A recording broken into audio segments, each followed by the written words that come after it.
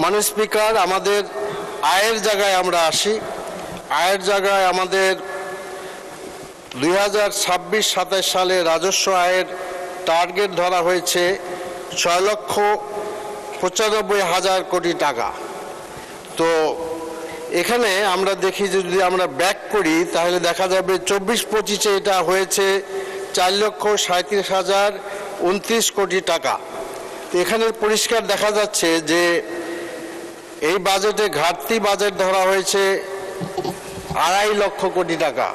NBR এর থেকে এটা পরিষ্কার বোঝা যাচ্ছে যে এনবিআর এর থেকে প্রায় 2.5 লক্ষ কোটি টাকা ঘাটতি হবে।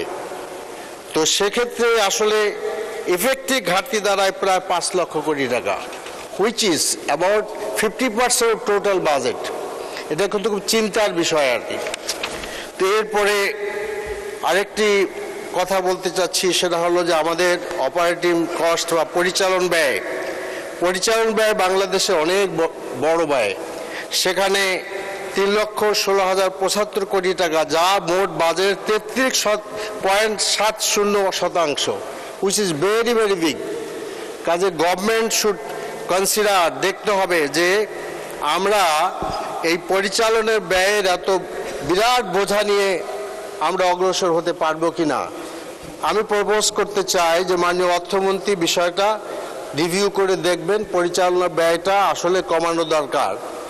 এমনও শোনা যায় যে আমাদের সেক্রেটারি, আগে কখনো সিনিয়র সেক্রেটারি ছিল না, এখন সিনিয়র সেক্রেটারি হয়েছে।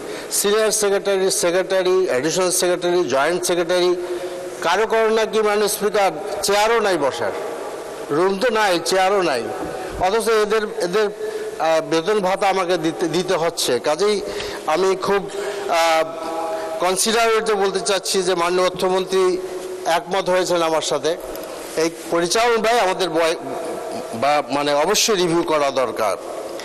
এরপরে আমার কাছে মনে হয় যে দেখেন, আমাদের 2020-21 সালে এডিবির বাস্তবায়ন হার ছিল 94%, ভেরি গুড। এরপর দেখেন যে 21-22 হয়েছে 82%, এরপরে 22-23 সালে 84%, এরপরে 23-24 81%, 24-25 সালে আমরা হয়ে যাচ্ছে 68%, রেকর্ডের সর্বনিম্ন পর্যায়ে বলা যেতে পারে। সেখানে হয়তো সমস্যা ছিল, অর্থাৎ এডিবিটা বাস্তবায়ন হচ্ছে না আর। তো এই জন্য আমার কাছে আমি বলতে চাই যে এডিবিটা রিভিউ করা উচিত। এডিবিটার আমাদের যেহেতু আমরা বাস্তবায়ন করতে পারছি না, তো এই বাজেটটা রেখে লাভটা কি? কাজে এইটা আমাদেরকে আমার মতে এটা একটা বিশেষজ্ঞ কমিটির দ্বারা এডিবি রিভিউ করা দরকার, যেটা প্রয়োজনীয়তা দেখা দরকার। এরিয়া বেসিসে এডিবির অ্যালোকেশন ঠিক হয়েছে কিনা এটা বলা দরকার। আর আমার কাছে মনে হয় যে আমাদের স্থানীয় সরকার প্রতিমন্ত্রী আমাদের বললেন যেটা যে ফিসকাল ইয়ারটা চেঞ্জ করা দরকার। এখানে মনে একটা আমরা একমত হয়ে গিয়েছি যে ফিসকাল ইয়ারটা চেঞ্জ করা দরকার। তো কাজেই এর সাথে আমি একমত, ফিসকাল ইয়ার অবশ্যই চেঞ্জ করতে হবে।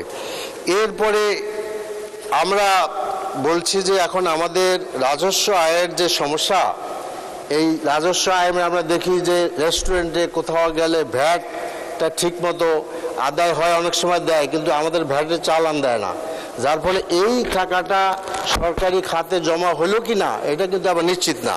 এক্ষেত্রে আমি বলতে চাচ্ছি যে আমাদের কিছু ব্যবস্থা করা দরকার to increase the tax collection, এবং সেক্ষেত্রে আপনার more and more electronic transaction করা দরকার সব জায়গায়।